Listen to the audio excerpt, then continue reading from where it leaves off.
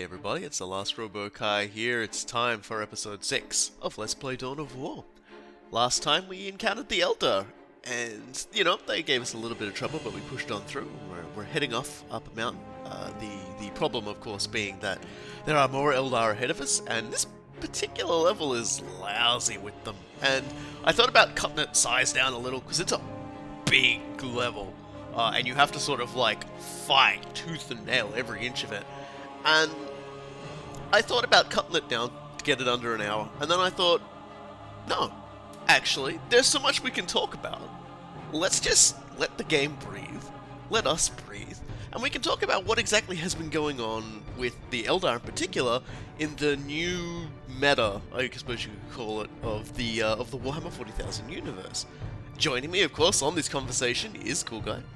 Hello, friends. I'm looking forward to a proper podcast about about Warhammer 40k and Dawn of War, man. Because honestly, it was one of the questions we got: is how friendly is this Let's Play going to be for people who haven't ever heard of Dawn of War, Warhammer 40k? Answer is pretty friendly, right? We're gonna wind through the incredible mythos that reels back on itself like a snake eating its tail. Well, and since this is such a long one, let's just get stuck straight in. Under the orders of Inquisitor Toth, the citizens of Tartarus have begun a mass exodus of the planet. Such an action can lead to disaster in the best of situations. But the reports reaching my ears are ones of planet-wide hysteria as the population makes its pilgrimage to the two main spaceports. Convoys of transports and civilians on foot are being plagued by attacks from Orc forces. Stretched thin, the Imperial Guard is barely keeping order in the major population centers, sacrificing their lives long enough to hold back the green tide of the Orcs. They are truly warriors of the Emperor. I wish for nothing more than to be able to join them in this noble cause. But I cannot deny my duty any more than they can deny theirs. We have found proof that the forces of chaos are operating on the planet of Tartarus. Isidore has found evidence on the blasphemous altar that indicates they may be headed towards Mount Korath, an old mountain located dangerously close to an area of heavy Orc activity. I have requested a regiment of Imperial Guard from Colonel Brom to help cover our approach. I regret asking when the Colonel's forces are already stretched to the breaking point. But there are greater things at stake now. Always love the servo skull flybys as it's not safe there anymore. Talking. Yeah, it's not safe anywhere anymore. Look at that crap. Look at that freaking crap. Particularly like right next to one of those places. Freaking 8-pointed star right there, man.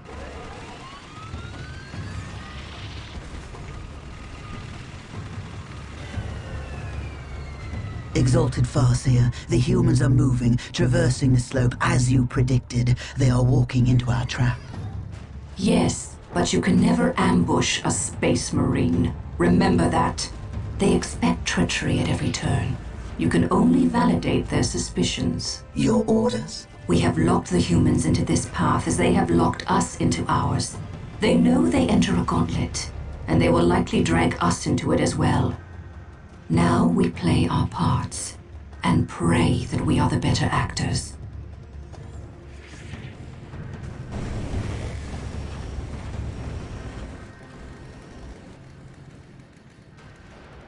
Are you certain? Yes, the path to Mount Korath. This is where the altar said we must go. Why? Do you question my findings? I do not question your abilities, brother librarian, but I do question their tactical sense. That mountain pass is the perfect location for an ambush. Listen to the distrust in his voice. He probably calls you mutant behind your back, but he fears your divinity, your power. You must put the child at ease. I do not deny that this is likely a trap, which is all the more proof that our enemy lies in this direction. Very true, old friend. Stay alert and follow my lead. I want no mistakes. Agreed.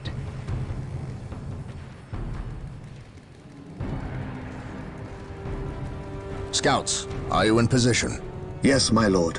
We have discovered the location of the first Eldar forces. We must find a way to overcome this Eldar strike force before we can scout out a good location to stage our field operations.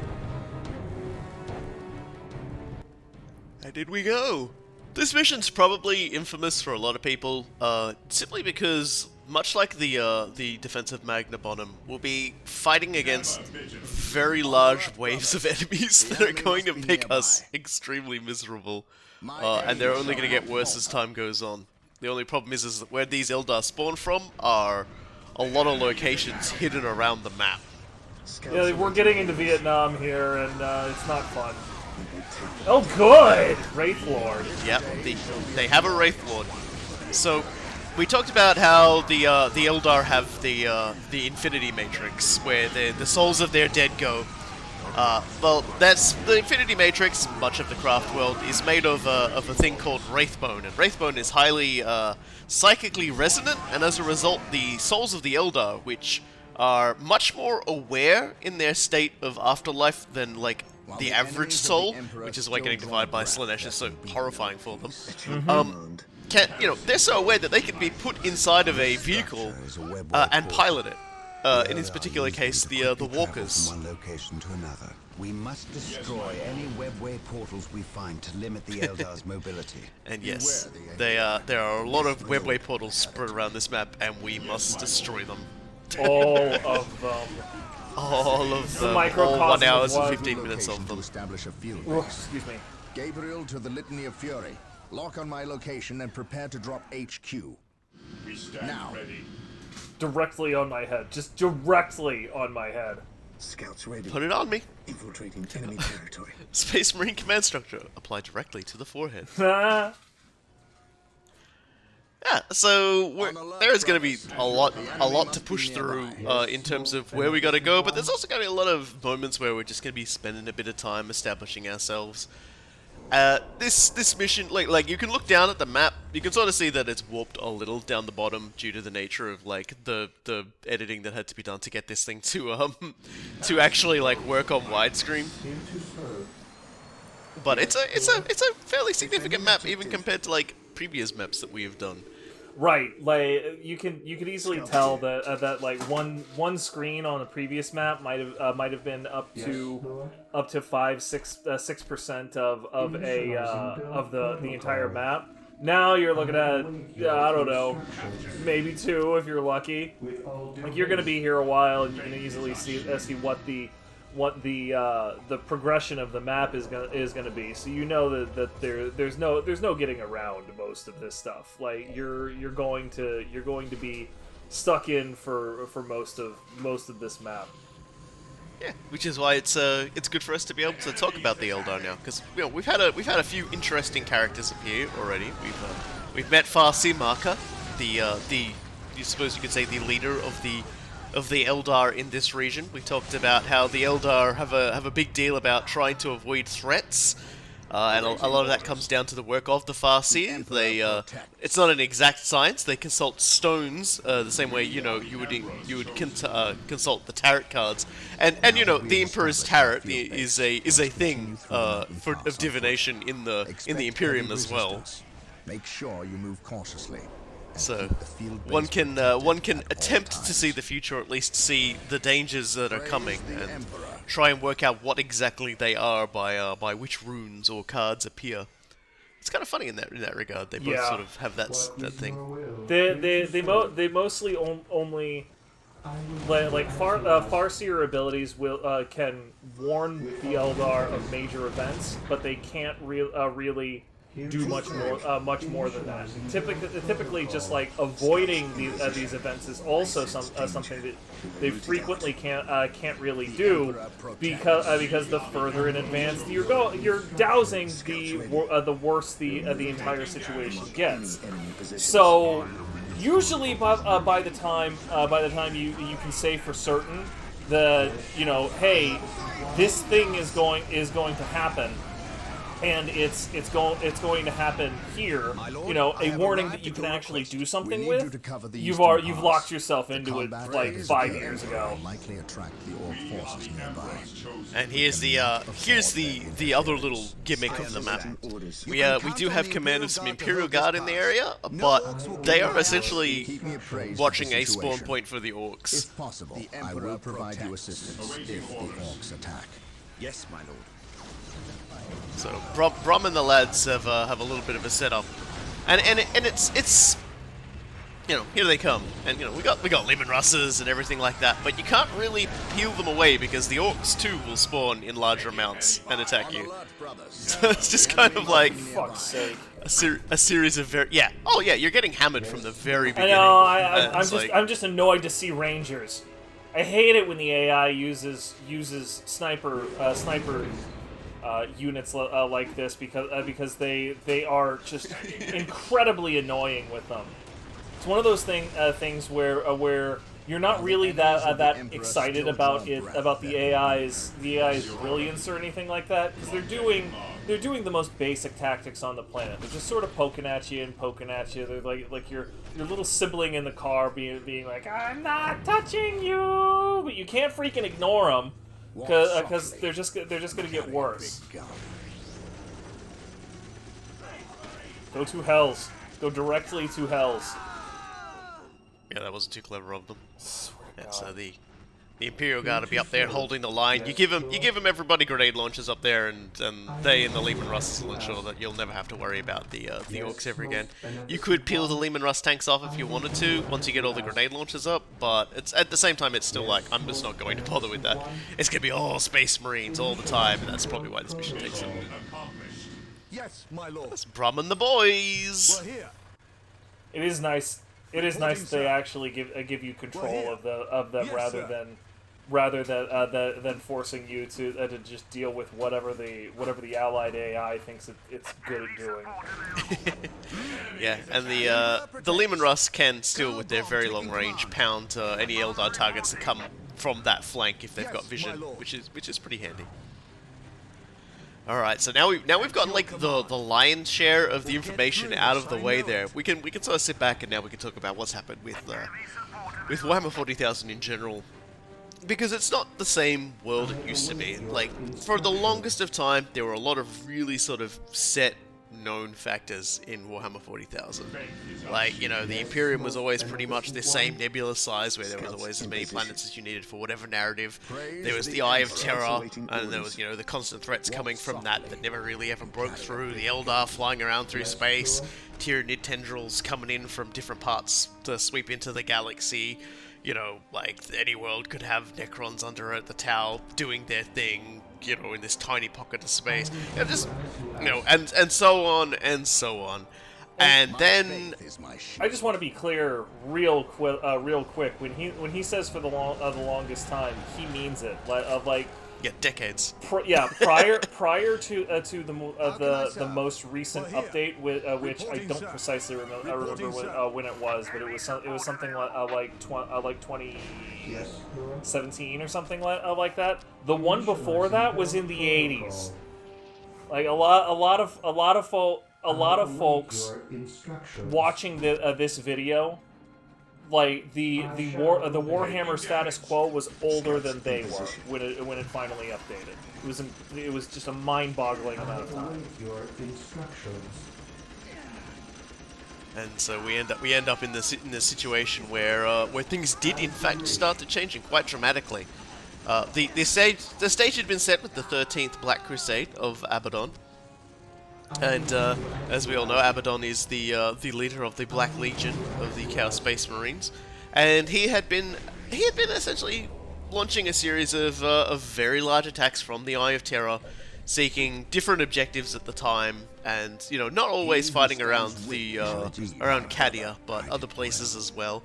Cadia was very important because Cadia was one of the big major planets that was like a stable gateway to real space from the Eye of Terror.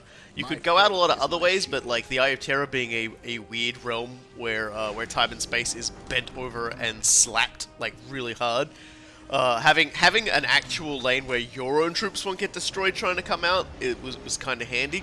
And a lot of that was because, like a few other planets in the sector as well, the planet of Kedia was essentially host to Necron technology. Now, we talked about how a long time ago the Eldar were part of a war against an alien race on behalf of their creators. They were created specifically to fight this particular enemy.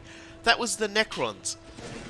The Necrons being a race of weird machines, people who had basically digitized themselves with varying success, showing how to do it by strange energy-draining star gods.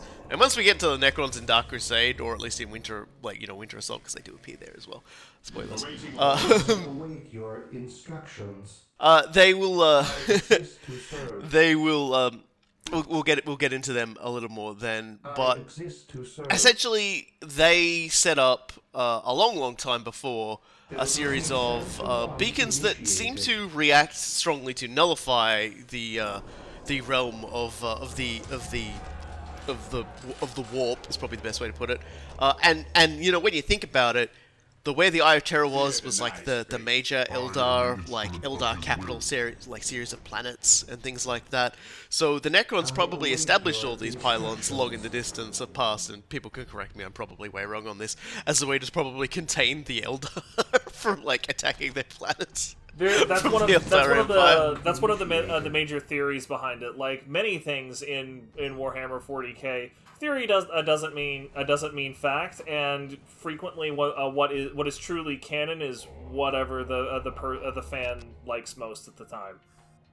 Yeah, and in quite a few of his Black Crusades, Abaddon managed to successfully destroy or disable a lot of these pylons on other planets surrounding the Eye of Terror.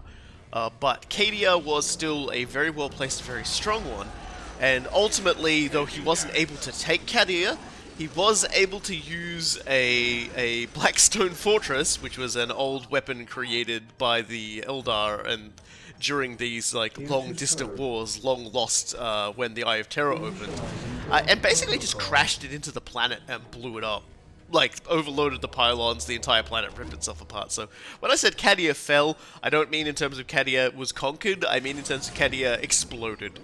And that was step one of the problems that sort of caused everything to go bad. Step two was when the craft world of Biel-Tan got a demon infestation inside of its infinity matrix. Never more fucking richly deserved. Just to be clear, Biel-Tan are the dickheads that we're fighting right now. And though Biel-Tan did survive, horribly diminished with much of the craft world destroyed, the resulting psychic backlash of purging the demons from it essentially set off a chain reaction which tore more and more of real space in half, and that's why there's like a giant rift that's sort of like cleaving part of the galaxy away from the rest of the galaxy, and Abaddon at the moment is just going around making it bigger. And the fact that this happened to Biel-Tan gets into how did they get rid of the demonic infestation? Well, now we're going to talk about the big change in the Eldar. Because we know that there were three major factions before this. Two major factions, honestly, and one sort of side faction that was, was always there.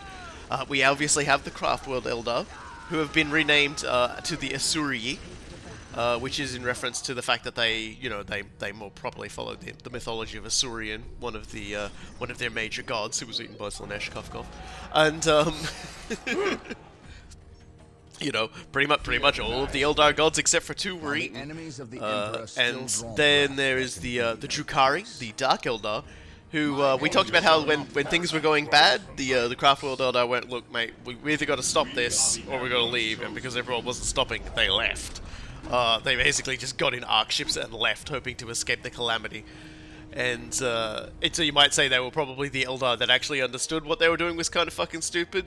The Drukhari, the Dark Eldar, were the ones who, even after everything went wrong, went, I'm still giving up my life of decadence. Fuck you. And so they hide off in a place known as, I believe it's pronounced Komara, And Comora is not even like an actual singular space. It's essentially almost part of the webway, cleaving sections of different parts of the webway dimensionally melded together. So it's like multiple pocket spaces that you can just walk between, squished together. It's really weird, but at the same time, it's very cool. I love it as a concept. The easiest way to describe it, if you have no reference point whatsoever, is that it is a place between places. It is a city of doors, which, if you're an old school nerd, will make you immediately think of Sigil, the old Planescape D&D city. Comora actually functions very much like Sigil, in that it is a place that leads everywhere but exists nowhere. And yeah, and the way that the Drukhari stave off Slaanesh is essentially by increasing their own vitae and extending their own lives and fighting off the soul sucking of Slaanesh by, in effect, inflicting torture and barbarity upon one another and also anyone that they steal. Yep. They essentially use suffering to stave off Slaanesh, and quite enjoy doing it as well. They've quite mastered life to the point that death is not the end, and that you can be regrown in a tank. Flesh crafting under the Drukhari is quite impressive. I think I might just keep referring to them as the Dark Eldar and things like that, because the games we're going to be playing later, like Soulstorm. Yeah, most places are going to refer to them as the Dark Eldar. The Drukhari thing. Honestly, it's pushed as a way to make them more distinct. But the distinction is just as much for copyright issues as it is for anything else. Which, I get. People have to be rewarded for their hard work and so forth. That doesn't mean it's a good word or easy to work with. Yeah, like the Eldar are referred to as the Eldari now as well. That's like A-E-L-D-R-I. And the last group, of course, are the Outcasts, the Exodites, people who basically went, fuck you guys, I'm becoming a farmer, and riding around on dinosaurs and having a great time instead. And they're similar to they're similar to the craft world in that they do make use of spirit stones, and the planets that they live on, because they tend to just operate on singular planets, will often have a nexus of Wraithbone somewhere on the planet, and that's where they place their dead souls as well.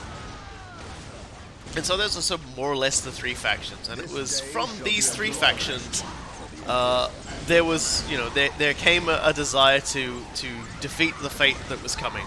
The Eldar could see that it was only a matter of time before Abaddon won, at least in terms of Cadia, and they were like, well, if this keeps up, the power of chaos is going to grow, and we are incredibly weak against the powers of chaos, and they kill us pretty wholesale.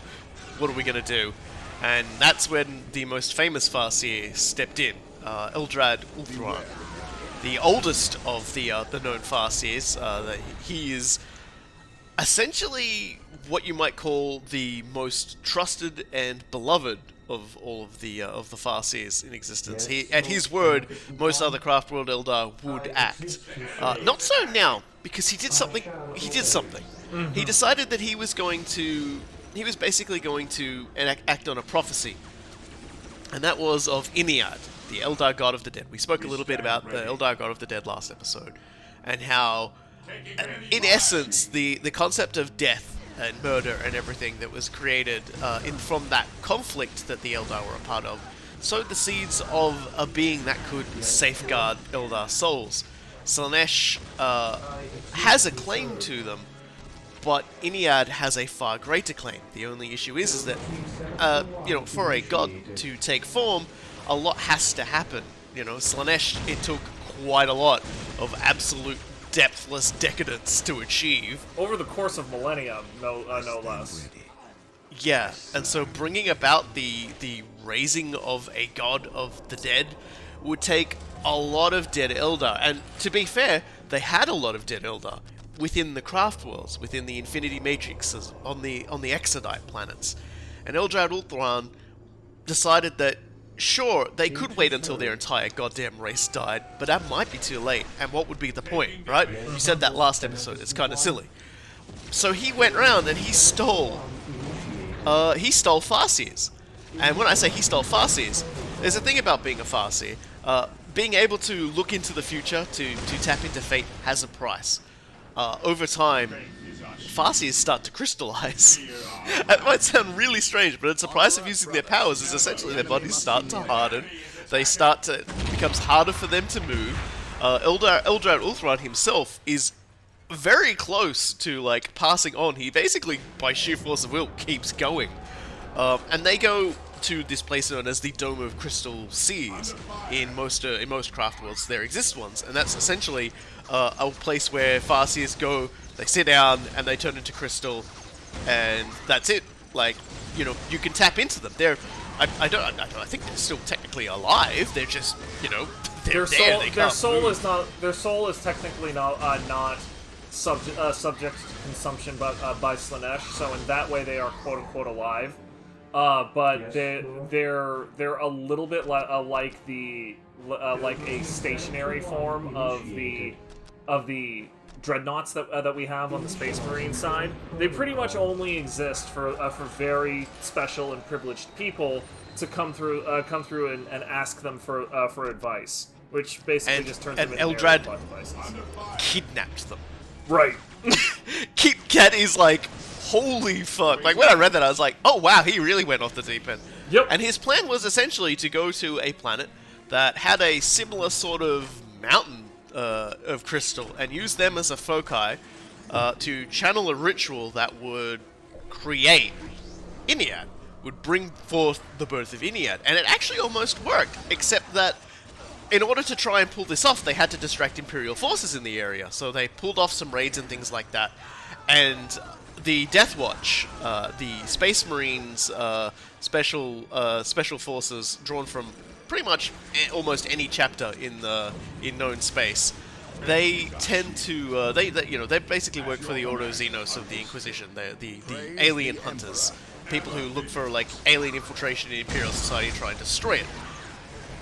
The Death Watch's job is just to root out or destroy these alien threats, and so they saw an alien threat in this attack. They didn't know what was going on, but it very well could have been something that would have destroyed them. So they interrupted the process, not knowing what it was about, but they managed to interrupt the process. So the ritual wasn't fully completed, but Ynnead was born, just in a much more weaker form, and so in order to survive, it couldn't really go directly into the warp. It sort of has to hide. And so it needed protection, and for that, it turned to one particular unfortunate Eldar person. She had previously been a... it's really funny to say, but she had previously been an aspect warrior of a craft world. And then she had sort of left that life, in part, I think, because of sexual harassment from an exarch. It's a long story. I'll get into it in a little bit. Yeah, that one has a lot to it. But she came to Komara, and then she became essentially one of the Eldar that fights in the arenas and things like that. She'd probably spent a fair bit of time as an outcast before doing that. So she'd walked all the Eldar paths of the major Eldar factions. And so Ynnead chose her and made her his prophet. Her name was Ivrain. And it wasn't a subtle thing. It was essentially, appear, dark booming, you are my prophet, I am Ynnead, the god of the dead, I will save all souls, blah blah blah blah blah, boom, and she passes out and she wakes up with new powers and things like that. In the middle of Komara, a place where new threats to the rule of the people in charge are usually very brutally stomped out. Yep. So she had to get the fuck out of there. And even today, because there are a lot of Dark Eldar who are like, actually, you know what? Like this sounds like an easier thing to do than doing the slave raids all the time. There are like factions kicking up in Komara. There's like a bit of a civil war going on. Like nothing too serious, but there are large sections of Komara owned now by those that consider themselves the Inari. They're the new fourth faction of the Eldar. and it was the Inari that came to Bieltan, and Yvain in particular, seeking to escape the chase of other Dark Eldar, and of course of Slaanesh, and that's when the demons got in, and that's when the power of the Inari started to be demonstrated. They have the power over souls, and not just Eldar souls, and they have the power over life and death. And while Ynnead can manifest an avatar of his own, known as the Incarn, which I think is really kind of cute. It's like Y. Everybody seems to have a name that starts with Y.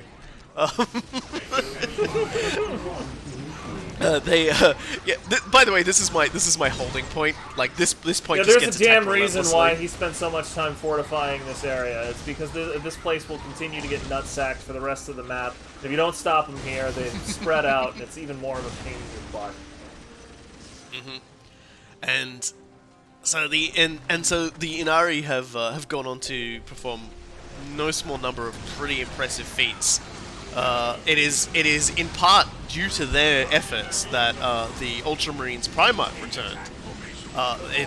He essentially was in stasis, poisoned by Fulgrim, who had, the Primarch of the Emperor's sons, who had fallen to Slaanesh a long time ago, and in effect he had he was going to very, very slowly die, and so they put him in stasis.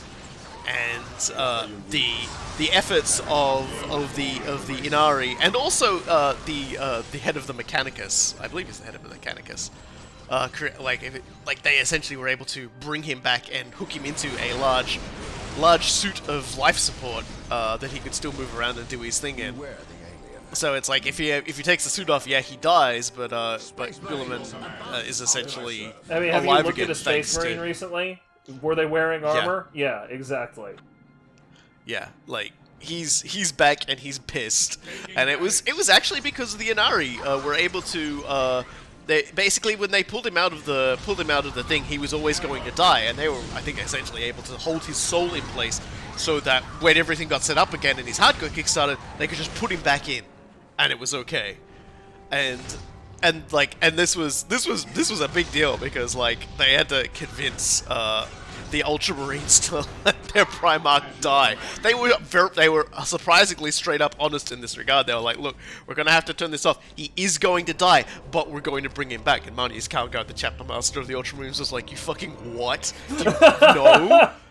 No. And even though there was like a huge force of the Black Legion assaulting Macragge at the time, the home world of the Ultramarines, thanks to all the chaos going on in as a result of the Eye of Terror expanding, the Great Rifts opening, and things like that.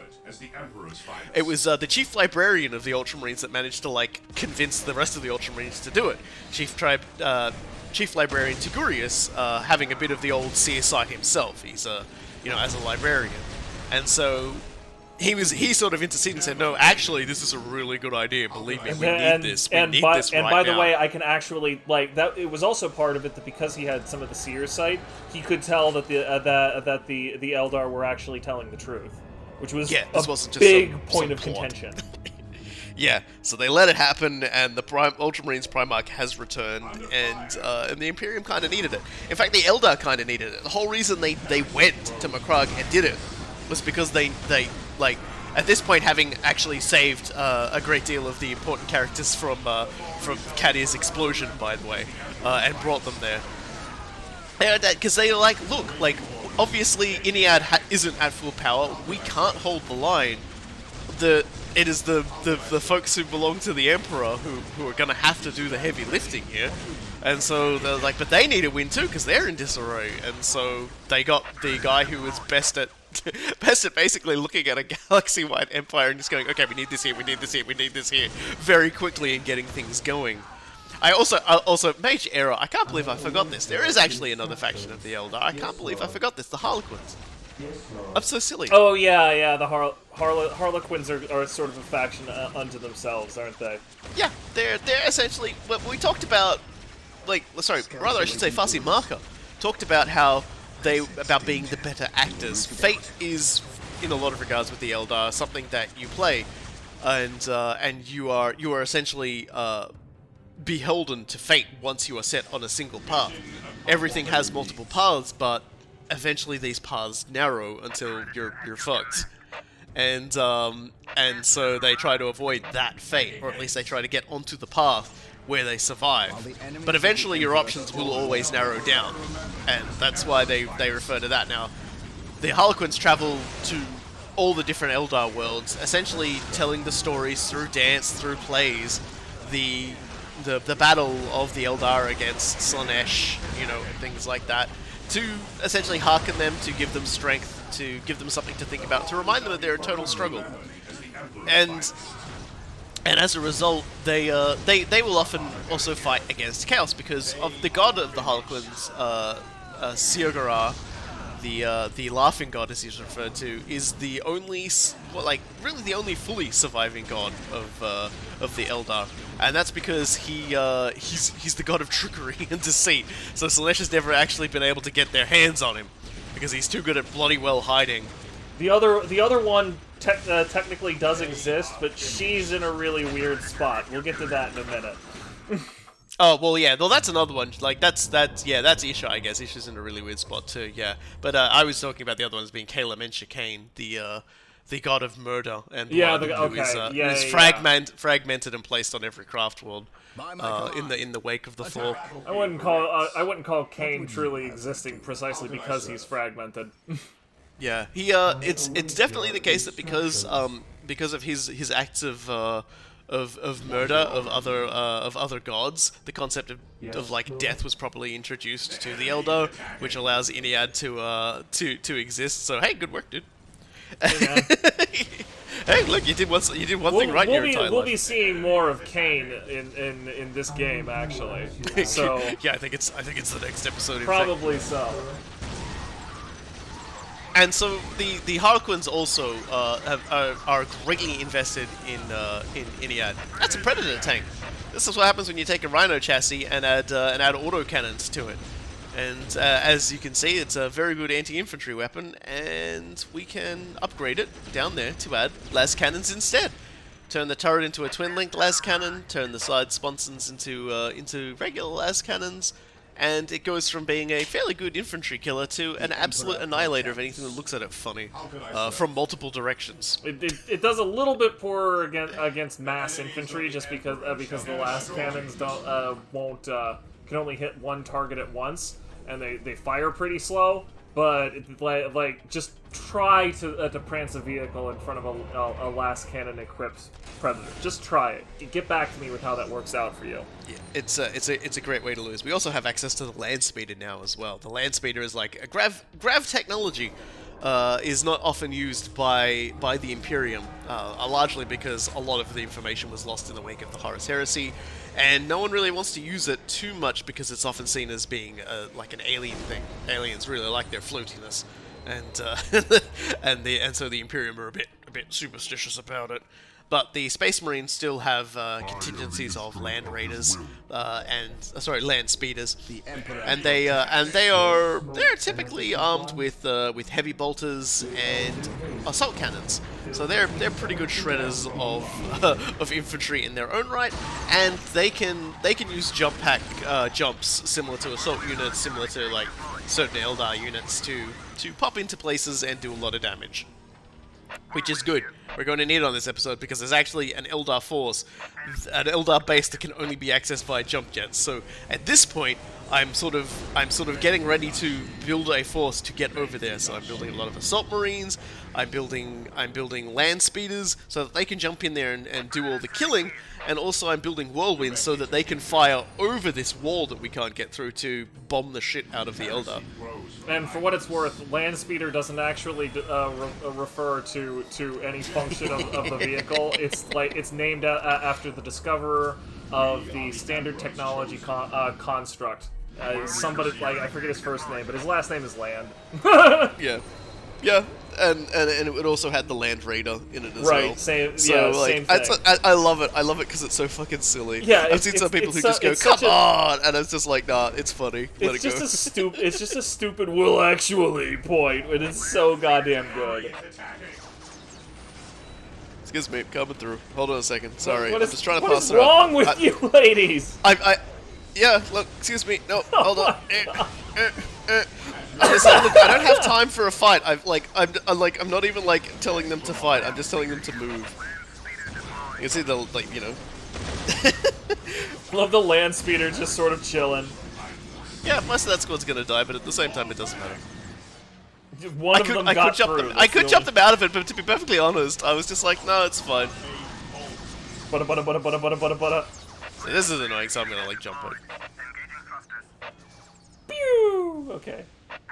Yeah. Anyway, talking about the Ynnari again. They also proved that they were capable of overcoming. Sorry, the texture shadow there. I didn't actually notice it while I was playing, so everything's just gone a bit warped there. The Ynnari also proved that they were capable of overcoming even the most bizarre sorcery as well. While traveling through the webway, they were attacked by 1,000 Suns, led by the powerful sorcerer of the 1,000 Suns, Ahriman. Now, there's a lot to talk about, but needless to say, Ahriman, in an attempt to stop the crazy mutations that were afflicting his legion in the wake of their Primarch ascending to demon princehood and all the other things going on, cast a rubric, a very massive spell, which was meant to stop them from turning into mutants, and instead essentially turned all of their bodies to ash, fused their armor, and trapped their souls inside, so that they were all just like sad walking suits of armor. And the Ynnari proved that they could reverse that process. They could actually undo the rubric of Ahriman. And so now Ahriman's like, I really want that power. Yeah, he's like, I need that to happen. I need that to happen. Yeah. Like, before he was obsessed with trying to find the secrets of the Black Library, a place said to contain all the knowledge that the Eldar have ever accrued of chaos and a variety of other subjects, both fair and foul. And he has been trying to find it somewhere in the webway for the longest time, with no success, or rather with some success, but getting driven away and then not being able to find it again, I believe. And so, but now he's got a different goal. He's like, holy shit, I wish to control that power so that I can bring my entire fucking legion back from my fuck up. And yeah, like there's a lot going on with the Ynnari. They're trying to use crone swords, these very powerful ancient Eldar weapons, in a ritual to essentially complete the ritual that Eldrad started without having to like use other stuff. They've got most of them, but Slaanesh has actually hidden one of them within the Eye of Terror within Slaanesh's realm, which as a result means good fucking luck. Yeah. Because Slaanesh's realm is basically if you stop to smell the roses, you stop. You're never getting out again. Yeah, the roses start smelling you. Yeah, there is like in the entire lore of the entirety of Warhammer 40,000, there hasn't been a single person. Well, there has been one contentiously. There's been one person who's been able to go in there and then walk out again without a problem. But people don't like talking about the Grey Knights anymore because it just makes them mad, and I can't blame them. Yep. I figured you were going that way. The thread will explode into Grey Knight's anger rather than talking about the Eldari at this point, but that's fine. I'm just gonna let it happen. I mean, the Grey Knights will be in the Let's Play eventually. We'll explain why they're stupid when we get there. For the glory of the Emperor. See, I don't mind them, but it's just like they just too many lore decisions made people mad, and I can totally get that. Anyway, we're almost there to do our little jump pogrom on the Eldar. Gonna wipe them all out their little hole. Yvraine isn't alone in this. Like, she's got sort of tacit backing of a few Eldar. A lot of the other Eldar aren't so sure they like what's going on. They definitely don't like the idea of having to ally with the Dark Eldar. There's quite a few have turned to trust them, however, such as Ynnead, which is a mostly dead craft world where the dead outnumber the living in terms of like fighters and everything like that, because High Fleet Kraken of the Tyranids essentially wiped them all out. The Tyranids, they did Tyranids like the same things, basically. Yeah. I mean, that same like hive fleet, like hive force tendril also nearly wiped out the Ultramarines. So it's like, yeah, the Ultramarines of all people. To locate hidden units or bases, utilize a commando unit, like myself or the librarian. Squads equipped with sergeants can also detect hidden enemies. I think I'm going to lose more troops to shelling them with my whirlwinds than I am to like. I was kind of wondering like, where the Eldar hell units. all of the morale went to there, because I didn't see any serious morale hitting squads there. We talked about in the last episode that the Eldar are capable of hiding their buildings. We didn't talk about the fact the Eldar are capable of moving their buildings. That's something that's probably should be noted, is that Eldar buildings late game can teleport, so they can move their entire base somewhere else if you find them, and then turn invisible. It's like the most. The Eldar are really maddening to fight, You guys. can't hear me grinding my teeth right now, but please know that I am.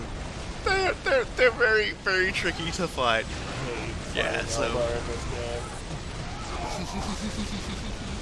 And as you can see, their buildings don't stand up too well to sustained fire from assault cannons. And that's it. That's all those problems sorted. Oh, we can't gosh. send any servitors there because we don't have any way to transport them over. So we're just gonna take this point. The Eldar will not come back for it, and we'll delete the rest. You just hit delete and everyone. Pew pew pew pew. Remember when I was playing Command and Conquer back in the day, I had a friend who'd like to say, "Oh no, landmines!" and then he would start hitting delete and killing people just as they were walking around. Like he would do this right in the middle of a game. Like he would just do it. He would just do it to be a fucking idiot, and I always admired him for being able to do that, because I took that game way too goddamn seriously. Just to remind you all that fun is possible. I still just remember his face. He just had the goofiest fucking look on his face. And he's like, "Oh no, landmines!" Yep. So we don't need any more assault troops, Spy Guys. Bleh. It's okay. They're just having a nap. And they spilled their red. Look, their strawberry milkshakes they died everywhere. on the way back to their home planets. Okay, it's fine. They died on the way back to the chapter fleet. Yeah, we're getting to the point where we're going to start seeing some of the fiercer Eldar weapons of war too. Because the Eldar are kind of interesting, because a trade-off with the fact that they're so fast, their buildings can teleport, etc., etc., is that they don't have the extreme range that a lot of other factions have. They don't have like an indirect fire artillery unit. They have an extremely powerful anti-armor unit instead that fires like a giant fuck-off artillery cannon. Getting our apothecaries in. That's what that is. Getting our apothecaries in. Apothecaries are very important. I talked about how they're like, them being around will just buff their units, but in terms of like Space Marines in general, they're very important as well, because the way that they keep making Space Marines is that, and it's kind of funny to talk about this, but the way it goes with Space Marines is that they have a certain numbers of like things implanted into them, and one of them is the gene seed, essentially the genetic data required to cause a lot of the changes that happen, due to various corruptions or like aspects of the Primarch that the gene seed is based on. This can have different sort of effects. Like space wolves get fangs and things like that, get more wolf-like aspects to them. The gene seed of the Blood Angels is psychically seared with the death throes of their Primarch during the Horus Heresy, and can manifest as something called the Black Rage, where a Blood Angel essentially relives the moments from their Primarch's eyes, and goes completely insane. Mind you, there's not really any walking back from that shit. Yeah, like, when he says completely insane, like the practical effect is that a Blood Angel that is under the effects of the Black Rage will do everything possible to get into melee combat and tear their enemies apart. And when they run out of enemies, they start hitting allies, and they don't come back from that. Even if they're somehow subdued and put in the brig or whatever like that. They're basically caged animals for the rest of their most likely short lives, because what's going to happen is the apothecary is going to be summoned, and there's going to be a mercy killing. And then right after the mercy killing, the gene seed will be harvested, which is one of the primary responsibilities of the apothecaries in the first place. They are responsible for the keeping and harvesting of gene seed from fallen space marines. This is really important because it is possible to grow new gene seeds from other gene seeds. I believe the genes, like a space marine actually grows, like has their original gene seed, and I think they grow a second one. They do. But it takes a very long time. We're talking centuries. Yeah. And so that's why like the only people who know how to harvest it and actually have the tools to harvest it are the apothecaries. So that's why like the death of an apothecary is like a pretty bad thing on the battlefield, because it's like, well, you know, like you're gonna have to recover the corpses entirely if you want to get that gene seed now.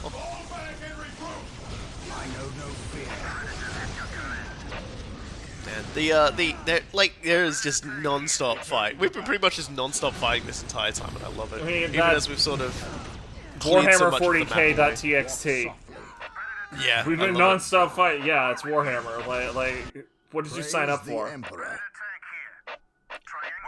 Yeah, the Eldari, having saved the Ultramarines Primarch, hasn't endeared them to the Imperium at all. Though the Imperium will still attack the Eldar because they still don't, like, obviously because there's different factors. Like we still don't trust the Eldar. Like, you know, we still don't trust. It is a millennia-old distrust, born of literally tens of thousands of conflicts. And this has led to the Dark Eldar, who, as I said, are excellent flesh crafters. This is my favorite piece of lore. When I read this, I think I laughed for like a full 20 minutes. I thought it was so funny. See, because like I said, the Dark Eldar, like death is not really a big obstacle. Like, you get blown up, they can regrow you.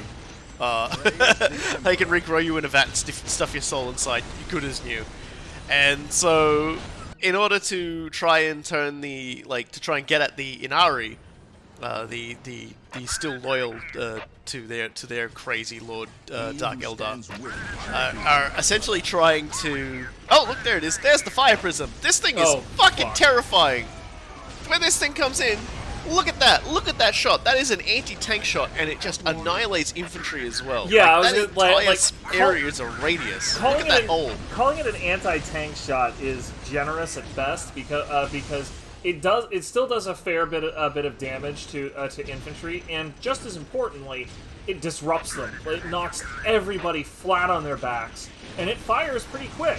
So one fire prism hanging around can just stun 2 or 3 squads at any one time. It's a complete pain. And there's no reason for a Eldar player late game to not have lots of those built. Like, I don't hold that against them. You'd be dumb not to. Yeah, seriously, it's just like, hey, I'm not going to use one of the best units I have because it's unfair. Well, I mean, thanks, you're dumb, but thanks. Yeah. And so what they've done, the Dark Eldar have done to try and sort of get more opportunities to attack the Inari is they found that if you there's one thing that the Dark Eldar find incredibly hilarious, and that's the human form. It's so ungainly, it's so ugly, it's so terrifying. Now, what if you took someone who had, violated the laws of Comra, pissed off Vex, the guy in charge, and you just use flesh crafting to make them look like a human? They would do literally anything to get changed back, wouldn't they? And so they get used as spies, seeded into the ranks of the Imperium and things like that, to instigate more conflicts directed at flushing out and killing the Inari.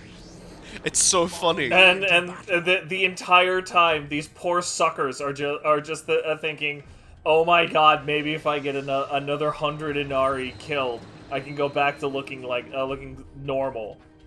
That's so funny. It's like the worst punishment the Eldar could think of was like that Eldar could think of was making you look like a dude. Just like, now you're a Monkey now, which is their word for human. Monkey. Oh, it's so good. Which, yes, it is worth. It's entirely expected that it sounds like monkey. And it is always worth noting that the Tau word for humans is Gwela, which sounds like gorilla. Yeah. With me shall be my brother. Though just as fun as the orc word for Eldar, pansy. Yeah. I somehow managed to miss this the entire map. There's a small group of Imperial Guardsmen that will lead you to a webway gate when you talk to them. Yeah, you saw them earlier. Actually, you hovered over them and you got distracted by the hidden base up on the northwest. Yeah. I'll get to it when show them off. They actually spawn more enemies when they go to show you where to go as well, which is kind of funny. So it's like, hey, maybe it's best I didn't spawn them there. Meh. Straight up.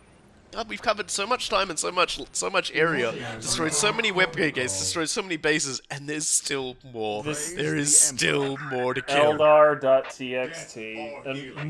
And in lore, also freaking Bealton.txt. Thank the Emperor you're here. I think Command forgot about us. How long have you been here? About a week. You held this position for a week? By yourselves? Yes, my lord. We've seen some pretty freaky stuff, too. Come on. We'll show you. I love those guys. They've literally held the line for a week, and they're just gone. Agreed. Not going, yeah, like, if you guys go down there, you'll find something. They've gone, no, come on, look, let's show you this freaky shit we found. And of course, I think they either die or they just despawn. You can even hear Gabe just being like, are you frickin' serious? Are you serious? It's like, you guys want to be Space Marines? Like, you're qualified at this point. No, they're actually not. You're probably a little old for the recruitment process now, but the problem, yes. But do you guys want to just get your own power armor anyway, and we'll just pretend? Yeah, like, we can give you some bolters at least. Like we can do bolters. But yes, they're going after they take it there. I think they either just get killed or they despawn. Well, they're definitely under attack at least. You've really just got to systematically sweep. Yeah, look, they're both dead. Womp, they womp. just despawned.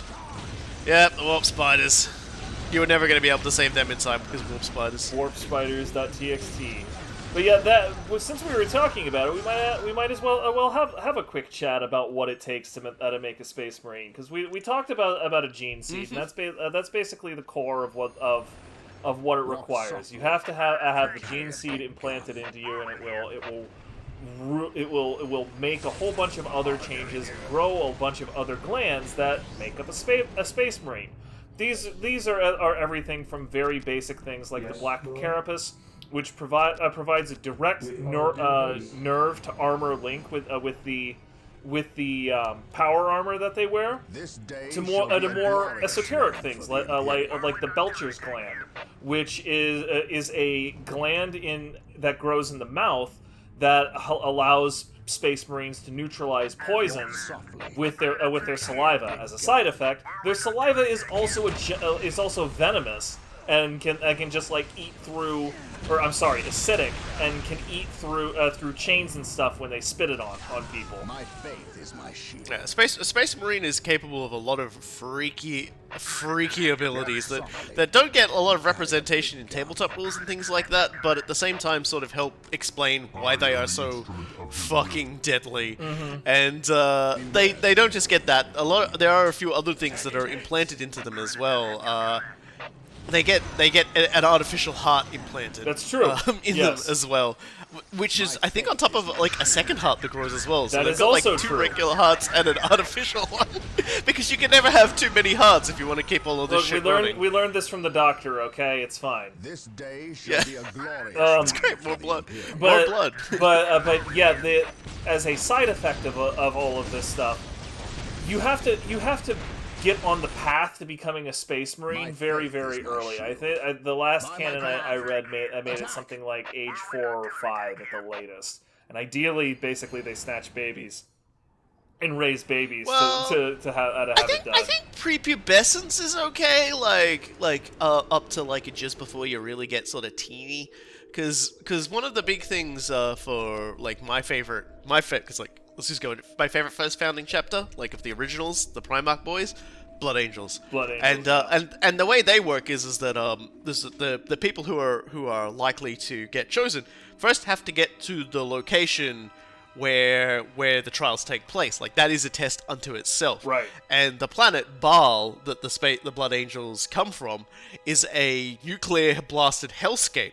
Where with great unholy mutated things like giant radiation scorpions and shit exist, and so they have to travel from where, you know, in like rad suits from where they live to the actual location, and that means doing things like constructing gliders for themselves to ride the winds, so that they don't have to walk through areas where basically radioactive materials are still very present and very likely to kill them if they go, or where like great dens of monsters are and things like that. They'll often have to contend with like beasts and things trying to kill them and fight them. And when they get there, then they have trial by combat to see who Ox is still dying. They have trial by combat to see who is the who gets selected. It's impressive. And it weeds out the weakest of them, and considering the trauma that you have to go through to become a Blood Angel, because just becoming getting the gene seed implanted in you, there's a time period where you've got to spend, as your body sort of adjusts to these very drastic changes happening on you. Like, Scouts have had most of the changes, but have still got a few more things to go to be cultivated inside of them, and a few more surgeries to go. But it's basically getting them started on learning Warcraft to see if they've got what it takes. But in that period before they can become a Scout, the Blood Angels basically give the person knockout drugs and stick them in a coffin and slam it closed and pump blood into them. And to keep them going through the whole time period.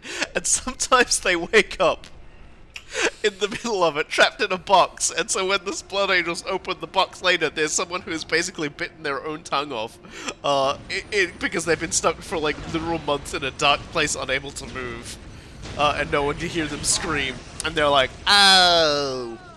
That's an unfortunate side effect. I'm not even making a joke. That's the attitude that the Blood Angels have to that situation. The Blood Angels can be best described as, that's an unfortunate side effect. I love them so much, though. There was one rules edition for them where where you could basically deep strike their entire army. Like, if they had a jump pack, they could deep strike. They could teleport, deep strike their Terminators. Oh, and just put some guys inside of a Land Raider. A fucking Thunderhawk gunship, that thing that's been dropping our command structure. Oh yeah, it just straps a Land Raider to the bottom of it, dive bombs into the atmosphere, and then releases it. And you can deep strike the Land Raider with a squad full of dudes. This is all in support of the Blood Angels' overall flavor, in that the entire point of them as a chapter is that they're supposed to crave and enjoy close range melee combat. They have more assault marines and more assault terminators than other chapters, and they have a bunch of like weird blood rituals that go on with both between each other and with the blood of their fallen enemies. So like all of this deep strike stuff is literally just them as a chapter, like sitting down and asking themselves over the course of months or years, how can we get into punching range even faster? Yeah, and the other thing that's probably worth noting is that because of that particular initiation ritual, because of the test to get there, I kind of see to me that's kind of like why it wouldn't a 4 or 5-year-old probably wouldn't be able to make that journey. No offense to 4 or 5-year-olds on Hellscape planets. I might be remembering something that's a little bit older. Yeah, I think it's essentially prepubescent is a pretty good mark. You it is possible when you're older for it to take, but it doesn't always work. And of course, we talk about the craziness of the Space Marine. There is now a new level of the Space Marine, Primaris Marines.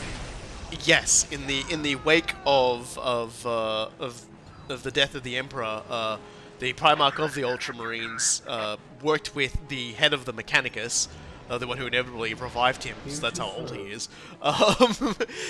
Basically sectioning off parts of his memory so that he could, into different parts of his database, so that he could keep functioning as a human being, I guess. Essentially, to come up with a plan to make bigger, stronger Space Marines, because what they currently had was probably not going to cut it, and he was right. And so the Primaris Marines were developed for the longest time, and were fortunately ready when the Primarch came back. And the Primaris Marines are bigger and nastier and stronger, and and probably have even more organs. They've probably got like 10 hearts. They've got so many organs. This is a good question. We actually don't. I don't have a exhaustive readout of what a yeah. To the best of my knowledge, it literally hasn't even been published. Yeah. I don't know, but they have but it is also possible for a Space Marine to be upgraded. We talk. I've been saying we talked about a lot in this episode, but boy, we've talked about a lot of things in this episode alone. But in previous episodes, we've discussed how Space Marines who suffer dangerous enough wounds can be interred into a dreadnought. There are some cases where instead of doing that, they can say, well, instead of doing that, let's cross the Rubicon, Primaris. And what that means is to essentially perform a surgery on a wounded Space Marine in an attempt to turn them into a Primaris Marine. And it doesn't always work, but it does work. And Manius Calgar, the chapter master of the Ultramarines, who is probably feeling really ecstatic that his boss is back, but at the same time a little upset at his demotion, is one now as well. He suffered grievous enough wounds that in the fighting that he was essentially upgraded, and I think there's a few others who have had the same. But for the most part, Primaris Marines were in the same way that a lot of Primarchs were just like handed their chapters that had already been grown during the Great Crusade at the time of the Emperor and said, "These are your babies, look after them." These Primaris Marines that have been made from the gene seed of different chapters have been given to their chapters and said, "Hey, these are your sons. These are your sons now. Please look after them." And the Space Marines are like, "They're the sons. What?" The first time Space Marine has to look up to talk to somebody. Yeah. And it is like the weirdest fucking experience of their lives. Remember, like a normal Space Marine is canonically like between 8 and 9 feet tall. Primaris Marines are even bigger. I believe their cannon size is between 13 and 15 feet. Yeah, that's like holy shit. Yeah, you know, like I'm You're 6 banned from the chapter basketball game. I'm 6'4", and I'm having some difficulty just imagining a cat that's more that than gigantic. twice your size. It's like at some point the scale just becomes ridiculous. Yeah. They obviously don't fit in rhinos. Hell no. Do they have a Primaris Rhino where someone's just gone, well, what if we just took the standard Rhino and made it twice as big? We just like blew up the size of everything by 2. It's just like one even the steering wheel so that they can actually like steer them, because I'm pretty sure the entire hand of a Primaris Marine would like completely envelop like the control column and break it. One of the it's fine actually, because one of the glands they give just gives them Samus's morph ball. It's just gonna do that in the back seat. I'm just imagining a Primaris Marine getting into a Rhino, and he's like hunched over with this tiny little thing, and he goes, "It's time to go," and he steps on all the pedals at once, and the Rhino just makes this unholy noise as his foot goes through the floor. Your parking brakes on! Don't tell me! He's just like, fuck it, and just Flintstones runs it instead. Primaris Marines is Fred Flintstone. Now there's a mental image I really wanted. And I'm not joking, I really wanted that. Like, what if him just goes, "I want to ride the land speeder," and all the other Space Marines just go, "Come, no." Like, are you Stop. crazy? Look at you. Just look Stop. at you.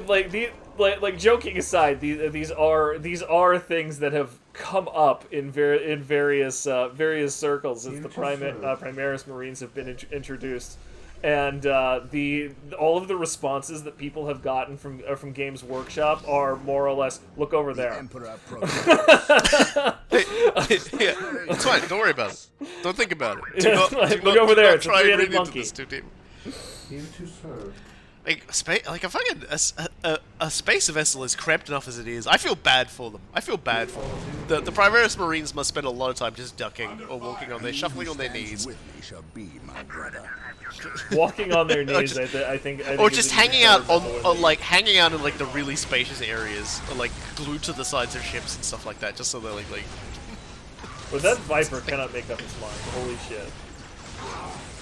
Okay. Well, we've made up its mind for it now. I always forget that vehicles tend to tend to kick people back when they die. This day shall be a glorious one. Wonderful explosions. Yeah, so there's really not much else to talk about with the Eldar for now. They're kind of in a cycle now where they're trying to fight against the forces of Slaanesh. The Inari are being hunted across like the warp webway gates, real space. They're trying to get their goddamn swords, and if they can get those swords together and like Ynnead can finally get his strength going, he will basically be able to inhale, get all the souls of the dead Eldar into his possession, and then likely just beat the absolute snot out of Slaanesh, which Slaanesh obviously is like not taking too seriously right now, because like, you know, Slaanesh has one of the swords now, so good luck getting that. Yep. That'll be a feat. You know, it could happen. I mean, and obviously, just to be clear, there's way more that we could talk about with regard to the Eldar, but we only have 7 minutes left, and as you might have noticed, every time we start talking about a topic, it goes on, and then it segues into something else, and like that is completely emblematic of Warhammer 40k as a whole. Like, to tell you this story, I had to tell you this one. And like we're running up out of time of story times again, but like we said, there's going to be at least one more Eldar level, and we've got at the absolute least Kayla Mensa Kane to talk about. Yeah, there and the Exarchs and all the other things that come, because we didn't really adequately explain. We told you they were squad leaders. There's a lot more to those guys, and a lot of it ties into Kayla Mensa Kane and things like that. So we'll definitely be getting on that. I was just seeing if there's any enemies here. There isn't, but this is that's a fantastic place to park some artillery. Thanks for that game. Yep. While the enemies of the Emperor I'm pretty happy still about draw that. breath, there can be no So many just like dead aliens. It's a glorious day for the Imperium. Yep.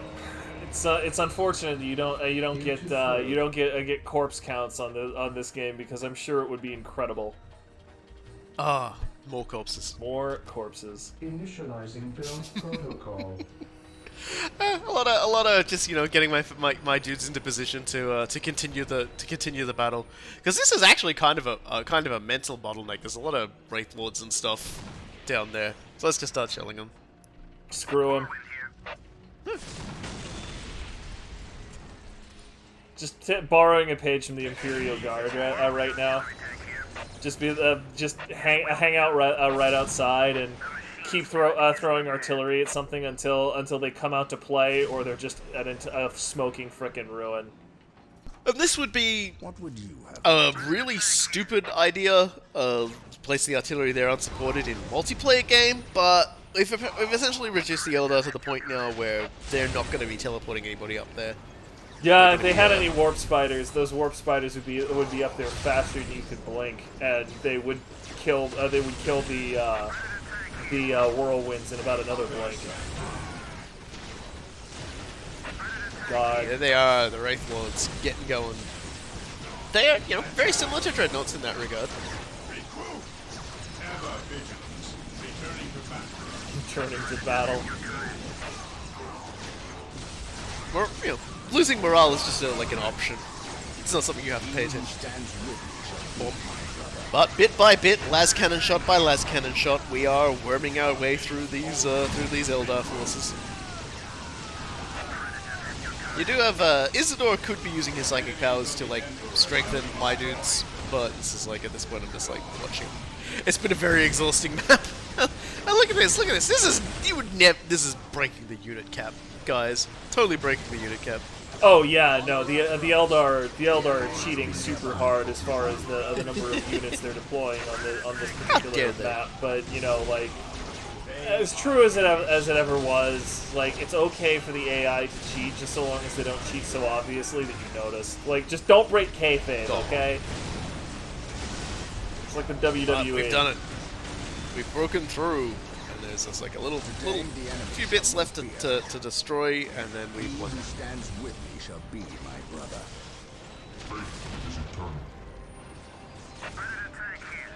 It's been exhausting to talk about all of this too, but it's like we're here at the end. You have to talk so quick trying to get everything out. Like, and again, it's insane how little we've managed to cover in the hour we've had to speak. Warhammer 40,000 is a wonderful setting. And it's just so much has been added on, so much has been done, and now we're at the end. Here, my yoga.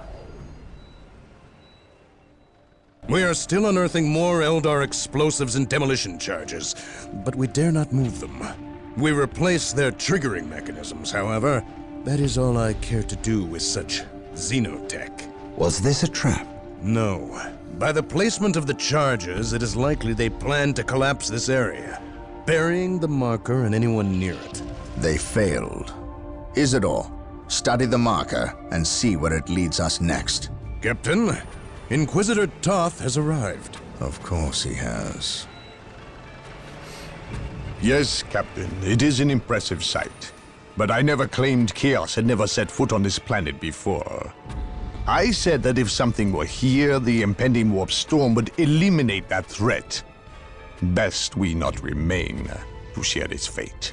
And as I explained, Inquisitor, the Blood Ravens will remain until the last possible moment. Until that happens, in 2 or 3 days hence, I plan on pursuing this riddle. Captain, I do not presume to question your decisions concerning the Blood Ravens. But when it comes to employing the Colonel's Imperial Guard in your quest... My quest? Yet again you accuse me of pursuing my personal interests. It is my duty, and yours, to expunge any scent of heresy or chaos. You overstep yourself. As do you, Inquisitor. It is not the Colonel's Imperial Guard. Their lives belong to the Emperor. It is by his mandate and will that I use the Imperial Guard against the forces of disorder and elevate them in the glory of holy battle. I see now that coming here was a mistake. If you are set on a path that will lead you to destruction, I can do nothing to stop you. But I won't allow you to drag us down with you. By inquisitorial edict, I am taking control of the planet Tartarus. All requests for planetary resources, including its military, will go through me, Captain. From this point on, you and your men are on your own. Yeah, he can do that. He can do that. That's not him blowing smoke. They did say that when he first appeared. He can do a whole lot of stuff, but he can't tell the Space Marines what to do. I mean, certain Inquisitors can still convince, and have pretty good ties with Space Marines again to do stuff. Yeah, so that was that mission. That mission is massive, but at the same time, it's still really fun. Like, it is non-stop. That's why I said I struggled to think of a good place to pause it. There was a Fade to Black there, you all might have noticed. That was actually because I paused the game and went and had dinner and came back. So you didn't actually miss anything. It is what it is. It is a big action-packed slog, but I love it because this game is so visceral and so punchy, and the sounds and the explosions, the visuals, the yelling, everything. I love it, and just the getting to walk over the giant piles of dead bodies of everybody you've just chewed down is great. It's what makes this game so great, and there is yet more to go because, well, we've pushed the Eldar right back into a corner, and they're going to respond the way the Eldar typically do, with sacrifice and with murder. And that'll be next time. I've been the Last Robo Kai. And I have been Cool Guy. And we'll see you all next time.